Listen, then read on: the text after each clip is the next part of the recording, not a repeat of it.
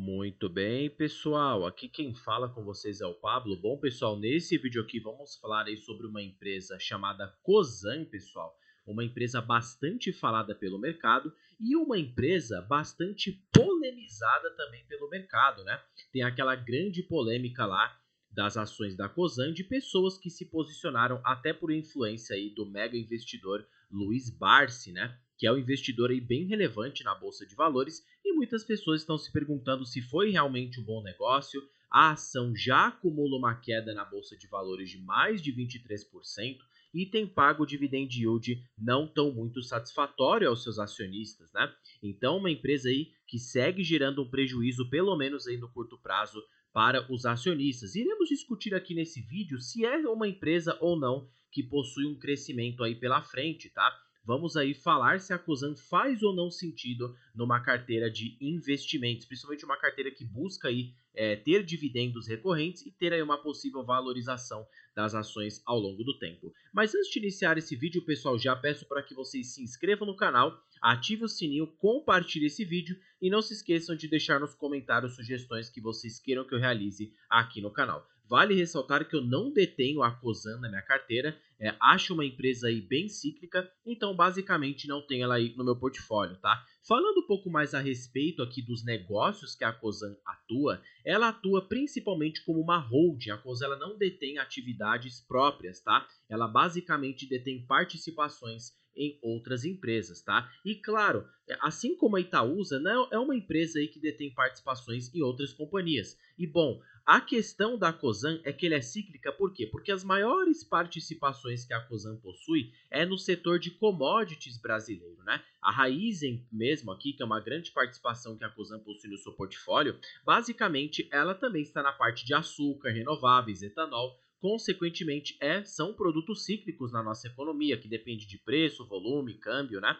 Tem aí a Compass também, que também detém aí parte de óleo e gás, tem participações na Vale, tá? Ou seja, basicamente o portfólio da Cosan é apenas de empresas cíclicas. E ela, nessas participações, são provenientes do que? Mineração, agronegócio, óleo e gás e energia renovável. Para essa parte de energia renovável, principalmente na parte de geração de energia. Partindo aqui para os resultados da Cosan, pessoal, do segundo trimestre de 2024, nós percebemos um EBITDA de 7,1 bilhões de reais, tá? E uma dívida líquida bem elevada, pessoal. A dívida da empresa ainda está alta em 21,3 bilhões de reais. Perceba que a dívida da empresa supera em larga escala o seu EBITDA, tá? Até porque aí a Cosan está num cenário de investimentos muito elevado, por isso que ela está com essa dívida toda. Pegando aqui um pouco mais do balanço patrimonial da empresa, perceba que o lucro líquido só tem despencado, tá? Até porque o cenário de preços para as commodities aqui no Brasil não está muito favorável, minério de ferro caindo, o açúcar estando aí bem depreciado, né? Consequentemente, vimos um lucro líquido da Cosan despencar 78% aí, tá? A dívida da empresa se manteve estável, portanto, a dívida vem subindo, tá? Perceba que no segundo TRI de 2024 tivemos 25 bilhões de dívida líquida e diminuiu um pouco aí do trimestre de 2023, mas ainda assim é uma dívida bem elevada, até porque supera muito o seu lucro e o seu EBITDA, tá? E perceba que as participações dependem sim da Rumo, da Compass, da Moove, da Raízen, que consequentemente tiveram queda no seu lucro nesse período, né? Consequentemente, a Cosan acabou sendo impactada. Pensa que a Cosan é como se ela fosse a Bradespar, que detém particularmente somente ações da Vale. Então, basicamente, a Cosan ela depende do desempenho dessas companhias. Se, consequentemente, entrarmos no novo ciclo de alta da commodity e essas companhias melhorarem, podemos ver Cosan melhorando para os próximos anos, tá? Partindo aqui para outras análises, vocês podem observar aqui o resultado financeiro. Perceba que as demais dívidas foram principalmente com offshores que a empresa possui, né? E aí outras questões que a empresa acabou impactando diretamente o seu resultado financeiro, tá? Dívidas mais elevadas e ainda não tendo perspectivas de queda na Selic aí pelo menos para o curto prazo, podemos ver a Cosan pesando no seu resultado financeiro. E o lucro líquido, ele foi impactado, né? E perceba que basicamente a empresa nem lucrou nesse trimestre, e sim prejuízo, tá? Por quê? Porque na verdade, pessoal, quando está aqui em parênteses, sinal que a empresa deteve prejuízo. Então, basicamente a Cosan nem lucrando ela tá. Ela está apresentando prejuízos e a empresa cita que foi afetado pela contabilização do impairment, efeito não recorrente no caixa no resultado. Ainda assim, comparado ao segundo TRI, a variação positiva de 816 milhões é explicada pelo aumento de equivalência patrimonial. Basicamente, a Cosan não está indo muito bem, até pelo seu elevado endividamento, investimentos elevados que a companhia tem feito e também as empresas não estão num cenário muito favorável. Até porque a Cosan, se a gente pegar aqui no Investidor 10, que tem uma análise de lucro líquido mais detalhada ao longo dos trimestres, sem que você precise acessar aí, no caso, os relatórios das empresas, né? Perceba que para 2021, que foi o pico da commodity, a companhia teve 6 bi de lucro líquido. Desde então, ela começou a despencar, tá? Reportando um lucro líquido de apenas 5 bilhões nos últimos 12 meses, tá? E para esse trimestre ela teve prejuízo. Claro, o mercado castigou na cotação, pode ser sim uma oportunidade. Até porque se a gente olhar aqui em termos de múltiplos, hoje a Cosan está com múltiplos esticados. E para quem não sabe, por ela deter participações em empresas de commodity, quanto maior o múltiplo, melhor, tá? Perceba que o múltiplo já chegou a 33 vezes. Então, realmente aqui a Cosan está um tanto subprecificada. Portanto, saiba do risco que a empresa possui, até porque hoje ela opera com margens bem apertadas, tá? A margem líquida da companhia está em 6,5%, então isso aqui é um risco muito adicional. E o ROI, no caso da empresa, está baixo, tá? A média de ROI da empresa fica em 13%. E o ROIC, até porque a empresa tem uma dívida líquida bem elevada, a dívida líquida está bem acima da sua média histórica, tá? Basicamente, em 3 anos e meio de geração de caixa, ela necessita para quitar, pelo menos aí, amortizar uma parte da dívida. E, consequentemente, perceba que o ROIC está sendo afetado. Logo, uma empresa que não consegue remunerar acima do custo de capital, isso já demonstra que a empresa não está sendo tão eficiente, tá? E com essa dívida e esse cenário de investimentos, podemos ver a Cosan aí, claro, sofrendo mais um pouco aí para os próximos anos, tá? Fora os dividendos, tá? Que é uma empresa que não paga bons dividendos, realmente aquela empresa mais de crescimento, tá? Não há uma boa distribuição de dividendos na Cosan, até pelo lucro líquido bem defasado e o payout da empresa que não é lá essas coisas, né? Perceba que o payout está aqui em 32%, o payout é bem cíclico. Bom, resumindo, é uma empresa bem cíclica, difícil de operar com esse tipo de empresa, principalmente para uma carteira previdenciária. Eu tenho aqui, no caso, o meu ponto de vista sobre a Cosan, e meu ponto de vista, eu basicamente fico de fora, tá? Primeiro pelos proventos baixos, setor altamente cíclico, as empresas que ela dependem no seu portfólio, é uma empresa que necessita acertar realmente aí, né, para que você tenha resultados. E ao longo de 10 anos não gerou valor para o acionista. Claro, posso morder a língua e a Cosan começar a gerar valor daqui para frente, mas basicamente, pelos dados, ela mostra de que não gerou aí muito valor ao acionista, tá? E se vocês olharem aqui um pouco mais a fundo sobre a Cosan, perceba, realmente o que preocupa é a dívida, pessoal. Olha só a dívida líquida da empresa, 51 bilhões, não tem como. Não,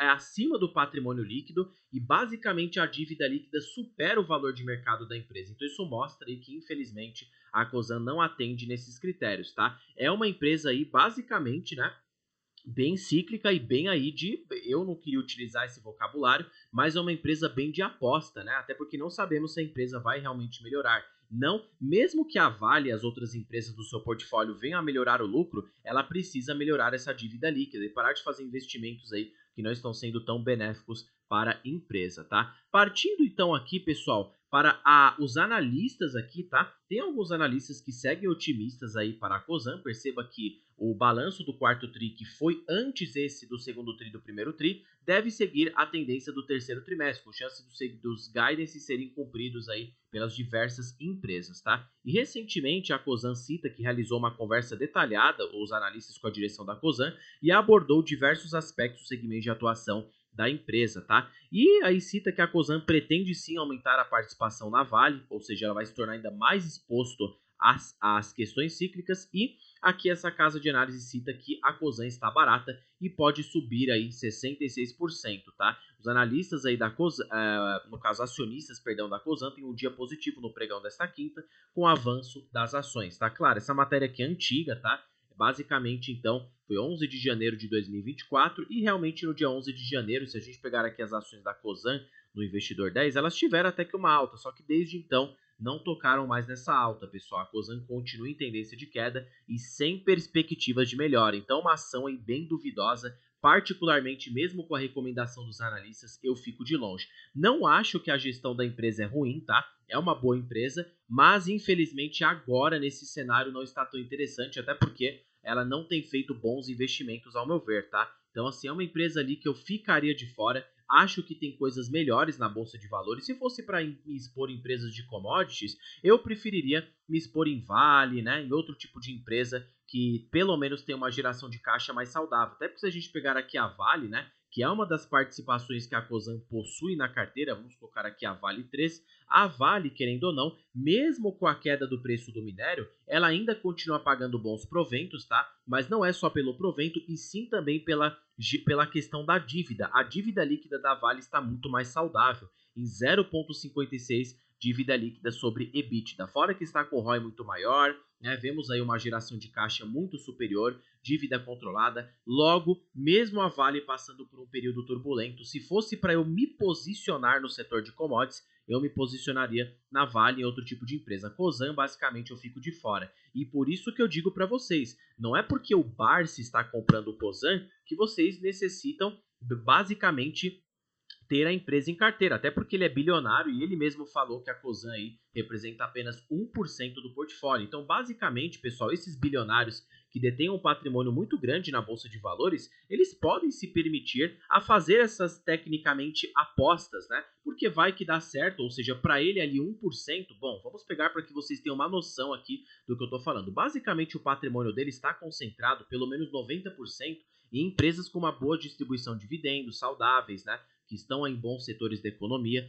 mas aí 1%, digamos, da carteira dele está nessas empresas tecnicamente, entre aspas, de aposta, tá? Se a gente pegar aqui 4 bilhões de reais, que é o patrimônio que ele mostra aí para a Receita, e colocar 1% em cima disso, isso representa 40 milhões de reais. Ou seja, para nós é um dinheiro absurdo. Para ele não é nada, é míseros 1%. Se ele perde aqui esses 40 milhões em uma empresa duvidosa, basicamente um pagamento de dividendos das outras empresas dele já alicerça esse valor totalmente de volta para ele. Aí você imagina se esse valor de 40 milhões dá certo. Vamos supor que a empresa retorna uma rentabilidade aí para ele de 300%. Ele transforma em 120 milhões, tá? Então, para que vocês tenham mais ou menos aí essa noção. E se ele perde esse valor, pouca diferença vai fazer para ele, porque ele já tem outras empresas da carteira gerando bons proventos. Então, basicamente não dá para você comparar o que o bilionário está comprando, até porque ele está num estágio de patrimônio totalmente diferente do seu. Para nós aqui, pequenos e meros investidores, o que basta para nós é focar no óbvio, não ficar se aventurando aí no mercado financeiro, porque é um dinheiro suado que você investe todos os meses, não concorda? Imagina você tendo um dano imenso no seu capital